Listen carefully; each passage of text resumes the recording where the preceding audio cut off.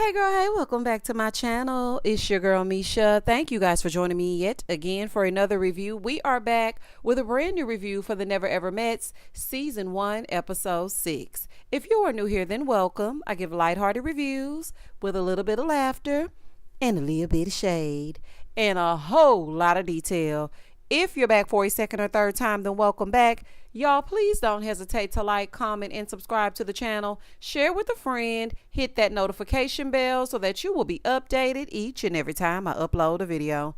Now, child, let's get into it. We're going to get into it. So when the episode first opens up, Sister Irene and Aaron still fussing. Meanwhile, Millie and Shay are taking shots. Shay going to enjoy her free libations if she don't do nothing else, child. The sister was speaking facts, though, because she said to Dymond the same thing that I said in my review. He will argue and get in your damn face the same way.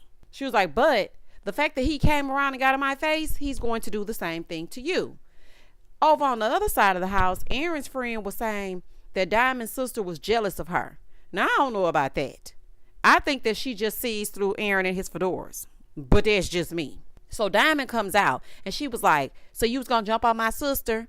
He said, nah, but I feel like, she took it too far when she was mentioning my kids. He said, I don't hit women and I don't hit men for that fact. When the last time I got in a fight? Baby, we don't give a damn. Okay? Well, I don't. Aaron gonna say, she don't talk about my mama. Why don't we talk about somebody we both don't know? Like your daddy. Who is he? Oh, no, ma'am. No, ma'am. Aaron is reading the girls for filth, baby. That was nasty work. Now, I don't know if they are biologically sisters or not, because I think somebody commented down below my last review and said that Dymond said they aren't real sisters. I don't care if they're sisters in Christ. Don't be talking about nobody don't know they daddy. Okay? Please don't do that. Because what if they are real sisters? Now, you're talking about the fact that they have different fathers and she don't know who her daddy is? That is crazy. So Dymond is saying to him, if it was that easy for you to disrespect her like that, you could easily do the same to me. Now he's claiming that he would never say that to her. The Never Ever Met is saying he would never ever say nothing disrespectful to Dymond with a Y. Sorry, Aaron H., I don't believe you. I believe that you're combative. I believe that you're aggressive. And I believe that you and the sister were both wrong. And given the right circumstances, no matter who it is, you will get in their face. You are messy. You have been going around the house planting little seeds and starting little fires everywhere. And then you sit back and watch the mess. Like, I don't believe that for 1 sec. Moving forward. So while he's explaining that to her, the sister is leaving. So Dymond came out where the sister was and she's like, what's going on? And she was like, you know the way he came around? But listen, first of all, I don't like that. If he was going to jump on your sister, she was like, well, he said he wasn't going to do that. You think I'm going to let him jump on you? Girl, it's not about that. I don't care what he said. His demeanor was aggressive. It just was. And if you believe for 1 second that it wouldn't have got Nook and Buck off in there, then you are silly. So production is talking to the sister. Dymond with the why she's crying. I feel bad for her because she's in this position. She has a man that she's never ever met, but she kind of likes. Then she has that sister with that wig cocked to the side like a pistol. Baby, it's too much. Baby, I hate that wig. Oh, child. You should have known that sister was aggressive the way that wig was sitting. Baby, you can always tell an aggressive person by the wig and the way that it sits. Baby, that wig, the way it was sitting, and then it was two-tone too. Oh, baby, she used to fight in the streets. Do you hear me? So the sister ends up leaving, and Dymond and Aaron, they're talking. So he's telling her, I was just mad because I came in and I heard her telling you that you can do better. He was like, yeah, and what I said was wrong. I apologize. I shouldn't have took it there. I should have just been, but the way that she had started it was wrong. He's like, I'm in love with you. Okay, and one day, maybe me and your sister, we might cross paths again. Anyway, she accepted it and whatnot, but y'all, please, I will be doing some reevaluating because ain't no way that you are going to do all of this and you're just now meeting someone that's close to me. This is too much stress and drama for a man that you're just meeting in person. Now, all of this is going down, right? Then out of the blue, Chris starts saying that he and Sandia have strong sexual tension. Do y'all? Because I don't see it. Has the sexual tension ever met? Because, baby, I don't see it. What are you talking about?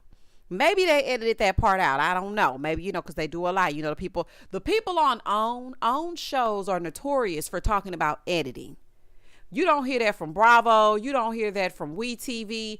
You don't hear from TLC, Belle Biv DeVoe. Honey, you don't hear that from none of them. Okay? But as soon as they get on OWN, well, what y'all don't see is that they edited it out. And we were talking about the sexual tension for like 3 days. So maybe they took it out, y'all. We just gonna go with they took it out. And really and truly, he just wants to have sex. Okay? He wants to have sex with her so that he can ghost her. He's not done with her yet. He hasn't gotten all that he can get. Because he damn sure don't care about her. And if anybody thinks that he cares about her, that's crazy. He just wants to do the deed and be done. Moving forward. So we finally see Jody and Aaron talking to each other face to face. Because we never see them around each other. And she's telling him that she does not need to explain herself to people that don't want to understand. They are committed to misunderstanding her. Now, you know what? I was trying to listen to what they were saying and whatnot, but I really just want to strap Jody down in a chair and flat iron that head. Girl, please comb your damn hair. I'm sick of seeing it. Okay? I don't want to see your hair stand up on your head like a cactus. I don't want to see it no more. Moving forward. Over on the other side, the men are outside and Greg wants Chris to have a sit down with Millie. Now, why is that necessary? I knew this was about to be a disaster when he walked up and tapped Chris on the shoulder. So Chris and Millie, they go to talk. Now, I'm going to give Chris this. He came in, he sat down, he was not overly aggressive, he didn't get loud, he let her speak her speech. So he's asking her if it was necessary for her to do all that she did. And she was like, yeah, it was necessary. So then he brings up her calling him out of his name. He was like, I don't think we should be doing that. I mean, we could disagree, but you don't have to call me out of my name. Now, I agree with that. She should not have called him out of his name, because if the roles were reversed, all hell will break loose, and y'all know we will be going in on Chris. And don't act like we would not, because y'all know I wouldn't let it go. Baby, y'all know I'm going to hold on to something if I don't do nothing. Baby, once they piss me off, I'm going to hold on to something if I don't do nothing else, because I'm still trying to figure out when we going to get to that engagement ring that was over there on that Facebook that Aaron with an H gave to that other woman, or wanted that other woman to see, or whatever was going on with the ring. I want to know if the ring meant a thing, and we still have not gotten to it. So she starts talking about how he was asking everybody around the table, and then when it got to her, he didn't want her to talk, and he didn't want her to say the real, and that's like calling her a B. No, ma'am, it is not. You could have simply stated your case and left it at that. I was like, Millie done gaslit the gaslighter. Child is just two gaslighters lighting each other up at the table. So she's telling him that he can play in Sandia's face, but he cannot play in hers. Now he tries to end the talk. He's like, okay, nice talk, because he sees that he's not getting anywhere. She then says, see, you're deflecting. He said, no, I'm not. So she's mad that he's trying to leave. So then she said, Chris is just really pissing me off. That's what she says in her confessional. She then tells him to own that he ain't ish and be a man and say that he ain't ish. Just be a man about it. Honey, like Tony Braxton said, just own the fact that you ain't ish and take that stupid jacket off. He had on Sandia's little big toe jacket, y'all. And he had on some Daisy Dukes. I said, baby, this is a mess. So he gets up and sashays away, honey, because I would say walk away, but them little shorts and that jacket, y'all. He gets up and walks away because he's trying to disengage. All jokes aside, he's trying to disengage. Then she says, look at you walking away like a bitch. Millie is wrong for calling that man out of his name. Whether she believes that he's that way or not, she is wrong for that. And I agree. It is okay to disagree without being called out of your name. Y'all are too invested in their relationship for me. Now, I'm no Chris fan, but if you request a sit down to talk, then you need to sit down and talk like you have some damn sense. So she starts saying that he can't have a woman like her. He needs a weak B. And I'm like, now you calling Sandia out of her name. Millie got a little Sienna in her. This house is full of aggressive personalities. All y'all so high strung and combative and mad and angry. Baby, it's just too much. It's like a house full of explosives. You literally have to tiptoe around because you do not know when the next person is going to explode. So he's in there explaining to Greg what happened. And so Millie comes back for round 2. She's telling him, you can never have a woman like me. You weak sauce. Baby, she going off on him. Do you hear me? Chris then starts asking, what's in your bank account? Who are you, Capital One? What's in your wallet? Why are you worried about what's in her damn bank account? What does that have to do with the price of tea in China? What does it have to do with this? What's in your bank account? What are you talking about? Don't tell me you one of those whose personality is wrapped up in how many zeros you have in that bank account. Okay. So he's asking what's in her wallet. It's giving very much Capital One. He starts getting hype because she's going off on him. He calls her a slut. Okay, so now y'all leaving, child. He's calling her fake. She's yelling. He's yelling. He's met. She's saying, you met your match with me. You met your match with me. Now, I feel like, this is just my personal opinion, that he did try to avoid it. But Millie was weighing him out. It was like 2 people in the boxing ring and she just kept on 2-piecing him. Pop, pop, pop, pop, pop. And baby, he was bobbing and weaving, but she was tearing his ass up. He came out looking like Martin when he got in the ring with Tommy the Hitman Hearns. Baby, Millie was tearing him up. I said, this is just too much. Honey, so everything is going up on a Tuesday in the house. Poor Chris had to go outside and collect his thoughts, honey, because Millie was tearing that behind up. Greg is still confused at what's going on. He's still trying to get the 411. He sits down and he's talking to Millie and telling her that even though she's at odds with a person, they can still keep cool heads, right? Millie is not trying to hit it. And I was seeing in this moment that Greg is seeing another side of Millie and he doesn't like her being combative. This is when it's all going to go downhill. Because once they see that side of you, they know that it's there. And it's like, can I really deal with that? So as much as people were rooting for Greg and Millie, I don't think it's going to work, especially with how the episode ended. In the next scene, Sandia is trying to get Chris to talk to Greg. He's like, listen, I'm not talking to Greg. I'm not talking to that girl. That girl's my enemy. She called me a B. I'm done with her. Here come old Messy Aaron coming in there talking about, you know what? The B word come too easy for her. I hope she stopped that because that's not a word to play with. You know what? It comes easy for you too. Because didn't you just call Dymond with the wise sister a B? You are so hypocritical and messy. And you need to take your own advice. Stay out of people's business. I don't understand why he roams the halls trying to find things to get into. Trying to deflect from the fact that we ain't talked about that damn engagement ring and you ain't fooling me. Chris and his narcissistic tendencies, he up there talking about when a woman get that mad at a man, it's because she thinks he looks good. Chris, I'm speaking directly to you, honey. That woman does not want you. Trust me. She does not want you. You really do think that you are God's gift. Like, granted, she went about it the wrong way, but the message is clear. You ain't ish to Sandia. And you know you're not. But don't get it twisted. Ain't nobody checking for you. In the next scene, Sandia is in the kitchen with Millie. I think it's Millie, Shay, and Josh. Because Shay and Josh, they just roam the house, child. They just there for the free vacation. Millie is saying that he wouldn't let her speak. And when she did try to speak, he cut her off and started walking away. Girl, that is a lie. You spoke and then got mad that he wanted to end the conversation because it was going nowhere. You were not trying to own anything. So Sandia tells her that she didn't like the fact that they were name calling. And I agree. There's no reason to yell, no reason to name call. It's giving too much passion for a man that ain't yours. Okay, I don't care that much. If that's going on in their relationship, let it go on in their relationship. It's too much passion for me for a man that I don't care nothing about. So then Millie was like, I was trying to give him an apology, but he didn't give me room to apologize. Girl gone. In the next scene, Aaron's dad is coming, right? So his dad is there. And we find out that Aaron has a son in Atlanta. I said, really? Not a son down in the A? I mean, it makes sense.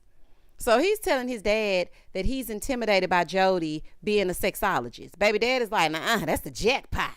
Don't be intimidated. Get right on in there. He called him something. He was like, not Mac Man being intimidated. I was like, Mac Man? I say, what now? Oh, child. That's like the little nicknames you be giving them bad kids. Hey, man. Is that Mac Man? Mac Man. Child, absolutely not. Daddy was more excited than Aaron. His daddy looked good for his age. I'm watching you, daddy. Because, baby, in this next part of these scenes, I was like, yeah, I'm watching you. So then Jody's BFF Cam arrives. And y'all know what was so crazy to me? It's crazy that Jody was more put together for Cam than she has been for Aaron. Oh, baby, she hates him. She hates him. There is no way around it. She does not like that man. She has not combed her hair one time. She wants him to be so turned off. It is ridiculous. But she combed her hair and put on a tight fitting dress for her BFF to arrive. Child, absolutely not. She even combed that head, honey. The friend is asking her how things are going. Jody starts saying, well, you know, there's no sex to be had because I'm just really trying to take things slow because you know I'm a man eater. Girl, who you think you fooling? You ain't fooling me. Okay, you're not sexually attracted to that man, and that's just that on that. You keep trying to just spew out these excuses so that it sticks, but it's not fooling me. I don't believe or buy any of that.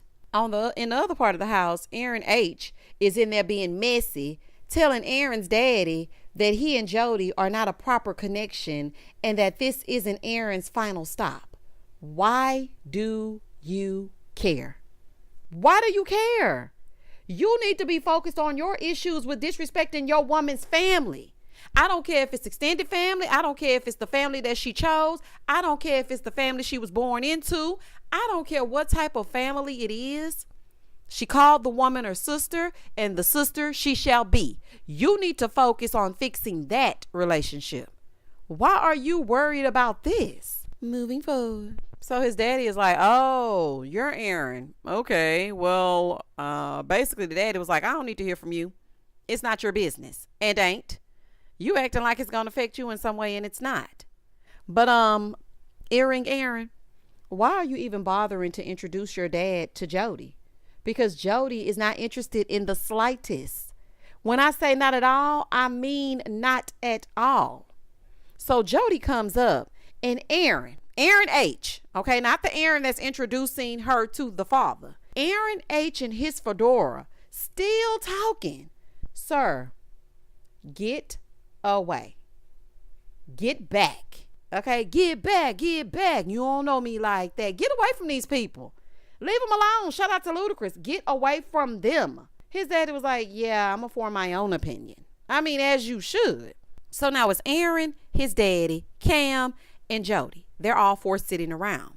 So his daddy is asking Jody, how confident is she in the fact that they're going to work? She was like, well, when we don't have outside influences, very, very confident. But when we do, listen, Jody, there's always going to be an outside influence. People are always going to have opinions. You're not confident at all in this made for TV relationship. So please sell that to somebody who's buying it. And side note, why do you keep wearing these big, ugly black sandals with every outfit? I noticed them in the confessional and I tried to ignore them. I was like, okay, maybe she got something going on with her pinky toe. Because sometimes when your pinky toe ain't right, you put them big sandals on. But baby, you... Baby, take them big ugly ass sandals off. Oh, Jody. And Sandia, you take them big ugly white sandals you got on in the confessional off as well. Baby, it's just certain things in these confessionals that's throwing me for a loop. That's neither here nor there. That's just a side note. But I had to say something about those big clunky black sandals because she got them on again. So the daddy tells her to not make Aaron work too hard because they're feeling each other. Dad, you've been there for 20 minutes. Now, I don't like Aaron pointing his fingernails all in his business.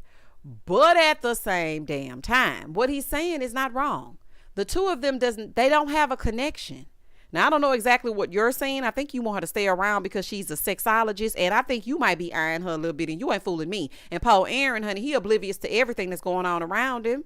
I don't know if his head is in the clouds or what. So then he tells Aaron to forget about the peer pressure. Now he's about to leave, right? They're getting up to leave.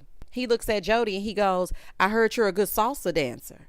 She said, are you good? Because I'm a good follower.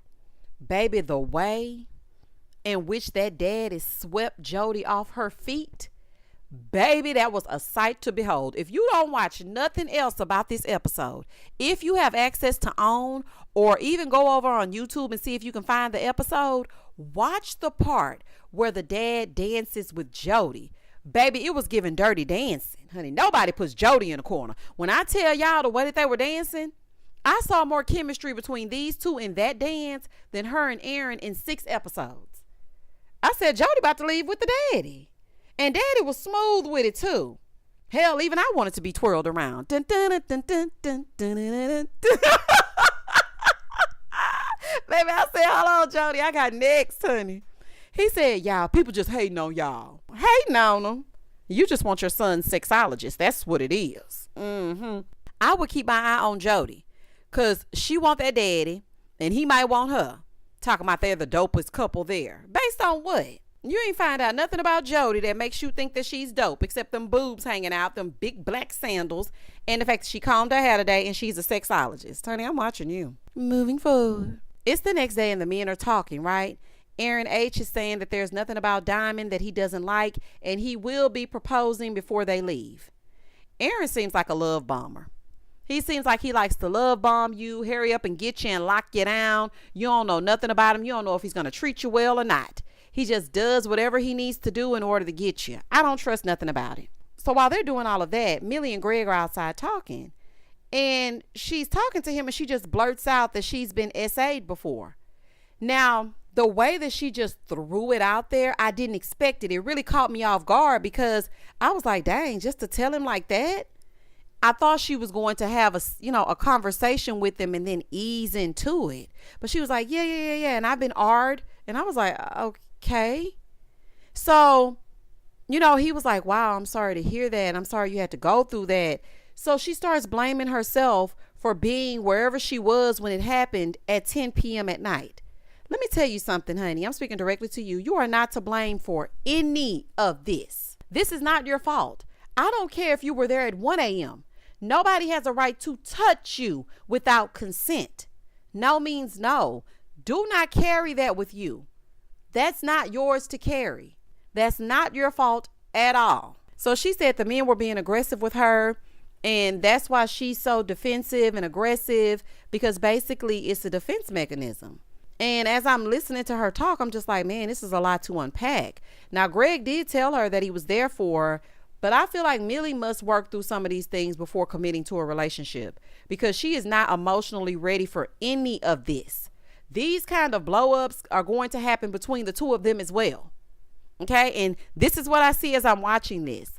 The two of them are going to have the same issue. I feel like first she needs to let go of the guilt and the shame that she's carrying. You're inflicting that on yourself. You're blaming yourself for things that are clearly not your fault. And I really do feel so badly for you. I really do. But I know that you should not be on this show. And I know that you should not be in a relationship at this time. In the next scene, Aaron H is telling the men that they need to be sleeping with their partners. Because, 4 people are gone now. There's more room. So he brings up Aaron and his earrings farting in the room. The way that Aaron jumped up calling it booty burps. Okay, now we're back to square one. Oh my gosh, now we'll start back at 1. Yeah. We back at 1. I understand, Jody. I damn understand. If my man stands up and pops his damn back and says, why are you telling everybody about my booty burps? That will be the last day. When I say the last day, that will be the last day that he ever speaks to me. Boy, goodbye and good night. Moving forward. So they're basically trying to tell Aaron with the earrings that we want to sleep with our people. So you need to sleep with yours. Honey, I don't know what you're going to do. You can sleep on the couch or you can go in there and lay head to foot with Jody. But the fact of the matter is, we're going to be laying with our people. And as they were telling him this, I'm like, did they even ask Jody how she felt about that? Like, how y'all just gonna move this man in her room? So now everybody has their own room, right? Everybody's winding down for the night. Aaron and Jody are still giving college dorm twin beds. So he said he was laying there and then he decided to get up and push the 2 beds together to progress their relationship. Now, why would you do that without her consent? Now, people can feel however they want to feel about Jody, but it still wasn't cool for him to push those beds together. He said she woke up like Michael Myers. Wait, y'all. Wait. He said She was so mad that she woke up when he tried to kiss her on her forehead looking like Michael Myers. And I was like, it's that damn hair. Because if y'all go and watch Halloween, which is one of my favorite scary movies, the way that Michael Myers' hair sticks out of that mask. Now, every time I see Jody, I'm going to be thinking, dun, dun, dun, dun, dun, dun, dun, dun, dun, dun, dun, dun, dun. Baby, I do not have time.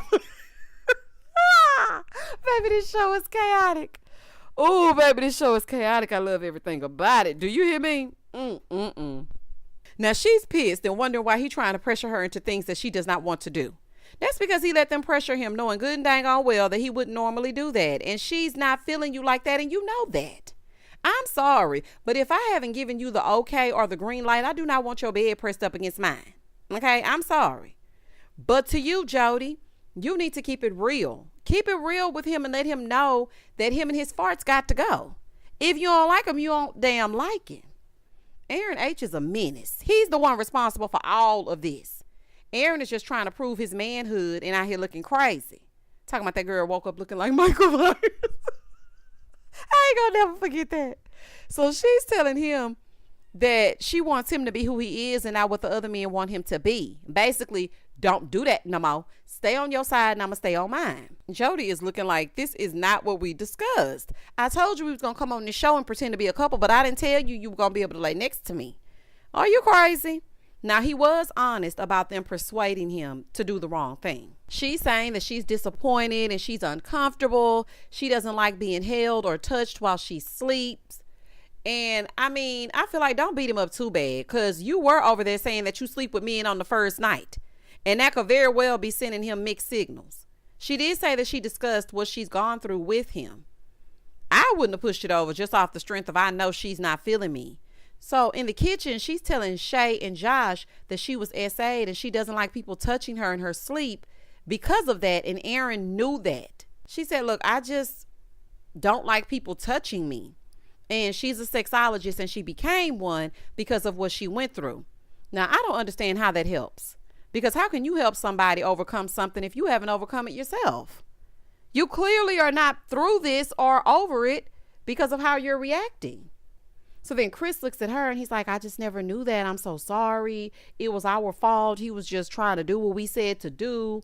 And it's amazing to me how empathetic Chris is with Jody, but can't find empathy with Sandia of any kind. The therapist had to tell you to be more empathetic to the person that you're here with. Not saying that he shouldn't be, because this is serious, but it just really was amazing to me. Even his demeanor, the way he speaks to her, all of that. Sandia, girl, he don't like you either. Okay. Moving forward. In the next scene, Greg and Millie meet with Dr. Allie. And I remember her from Family or Fiance. Speaking of Family or Fiance, when are they coming back? I need them to come on back. Put a ring on it. Where are you? Family or Fiance? Do we need to start looking for y'all in the daytime with a flashlight? Like, where are y'all? We over here with the Never Ever Mets. So Millie starts to tell the doctor exactly what she went through, right? And so Dr. Allie is asking her, how is she dealing with that trauma? And she basically said that she goes from 0 to 10 and she stays at 10 and she feels like she always has to defend herself. So Dr. Allie can kind of tell that Greg is feeling some emotions. So she turns to him and she says, so how do you feel about what you just heard? And he said, I feel really terrible that she went through that. I hate that she's gone through that, but I've dealt with my own traumas as well. Well, baby, what'd he say that for? Millie was like, see, I sit up here and tell him that I've been R-worded and he up here talking about his trauma. Baby, it's not a competition. She's mad because he's talking about his past trauma and not her situation. Why are you upset that he can't process this at this moment? Why are you mad? He isn't judging you. He actually was very empathetic to what you've gone through. He said that he'd be there for you when you said, I don't need a man to be here for me for anything. And he said, everybody needs somebody. He was offering his support. So now that he needs a safe space and a soft place to land, you mad? Even the therapist told her, she said, let me tell you what I see. I see two traumatized people that can't be there for each other because they need to be there for themselves. And let me tell you what I see.